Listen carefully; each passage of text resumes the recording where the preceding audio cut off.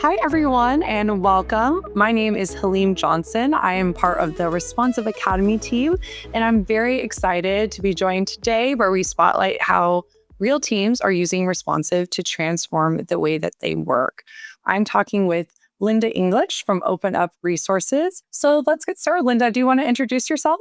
Hi, I am Linda English. I am the Senior Director of Research and Proposals at Open Up Resources. I have been in this role since 2019, and we basically built out the proposals team starting in 2019. So it was a new team, and we were excited to use Responsive.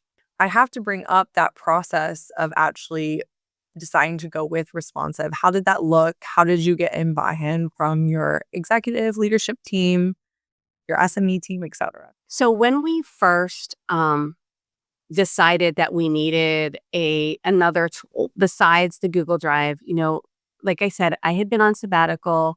I was out for 4 weeks. My team was trying to find all the answers that lived in my head. We came back and they sat me down and they said, we need to fix this. Like, we have a problem. So we really started looking into different platforms. And at the time, RFPIO was coming up a lot because Responsive was just, switching over from that name. And we started working with Mimi, who was just so gracious. And she was able to come on. And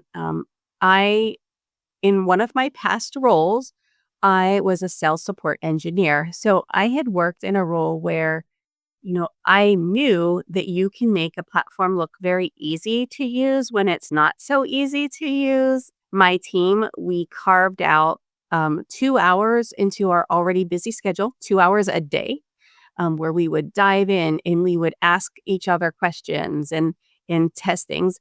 And I shouldn't say every day, we did it a few times a week. And then we would meet with Mimi once a week, Mimi and Amrat, who would answer all of our questions. And then we would get back to testing. Things we tested was, how can we import a PDF? Because a lot of our RFPs are PDFs. They're not Excel documents. We tested things like, if we are uploading something in a table, how does that work? So we did a lot of testing. We tested how to format. How easy is this to format? We were just blown away by the functionality and Responsive. Once we decided on the tool, I created a business plan for our leadership team. I created a quick video using Zoom to say, this is what it looks like in the platform. When we load all the information in, this is what our subject matter experts will do. So they were able to actually look at it and see the functionality and the amount of work it would take from them with Responsive compared to without Responsive. I also was able to share some statistics. I did share that we believed we had 14% of RFPs we were saying no to due to the proposals team being capacity. And I predicted that with Responsive, we would lower that down to 7%. And we've lowered that down to 0% of RFP because we've been able to answer them all, even though we are still significantly busy due to a Responsive platform. Once our subject matter experts and our senior leadership team looked over everything, they agreed to try out Responsive for a three-year agreement. And I can tell you that we have all been very happy with our purchase. That's so great to hear. And did you get Responsive AI initially, or was that something that you had to add on and then prove that value as well to your leadership team?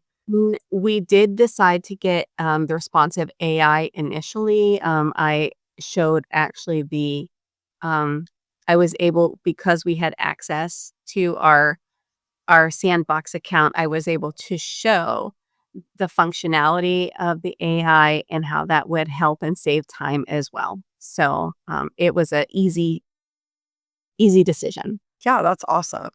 And I'd say you're kind of ahead of the game. I know our SRM report has so many statistics that SRM teams can use if they want to prove value or have something to compare what they're currently doing. But it seems like you were ahead of the trend, Linda, and doing it yourself, which is great.